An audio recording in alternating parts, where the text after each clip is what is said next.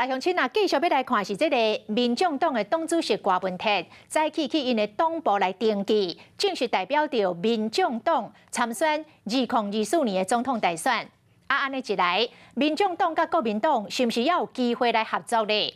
郭文泰来回应讲，当然是爱团结一切会当团结的力量，但是袂使变做密室协商的权力分配。针对着副总统赖清德两番的论述，反共不反中，反阿强啊，但是无反中国。郭文泰是甲口说讲，民进党即摆所讲的，伊进前都拢捌讲过啊。郭文泰讲，民进党就是安尼，只要无听话，就讲我做甲阿强啊共一国。台湾的选择柯文哲，唯一的选择柯文哲。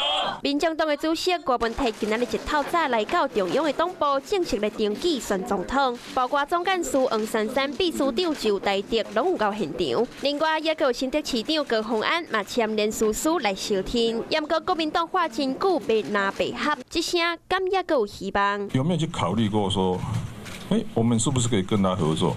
他是不是可以跟我们合作？因为这个如果是理念价值的不相容，那这要怎么合作？当然，我们是团结一切可团结的力量，但是这不是流于密室政治的权力分配。力量爱团结，啊那会当合无奇讲。目前郭文泰台面上的对手之一是代表民进党出战的赖清德，发出反共无要反中，嘛互郭文泰来口说。一直抹黑什么槟榔啦、叉烧包啦、西瓜啦、什么核心芭乐啦、那怎么现在你现在讲的每一句话都是我以前讲过，在他们的眼光里上，只要不听话，每一个都中共同路人。连以前的高嘉瑜、王世坚也曾经被收购是中共同路人。郭文泰抢对手是蒋金雄，也过这边要选立委的民进党的市议员王世坚有预告，讲郭文泰会在9月份的时阵来退出内部分区，要争取立法院院长的位。要赌就赌大一点，赌吞那个曲棍球怎么样？